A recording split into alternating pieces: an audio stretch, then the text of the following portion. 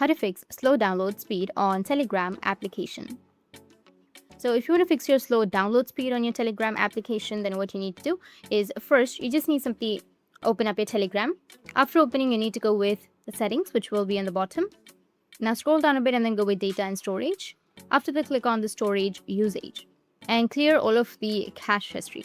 Tap on clear cache, which will be right here. Now after tapping on it, it will clear all of your cache and your problem might be fixed. After that, you can just simply go with your mobile data or data usage. And here as well, you need to just simply go and clear all of your cache as well. After that, you can go back and then tap and hold on to your Telegram application. Go with the app info section. Under the app info, you need to go with storage and cache. And here also, you need to go and clear the cache. After clearing your cache, you need to go with permissions and make sure that you allowed all of the permissions. Just go and restart your device and your problem will be fixed. That's it. And if you have any questions, feel free to comment below. Thanks for watching.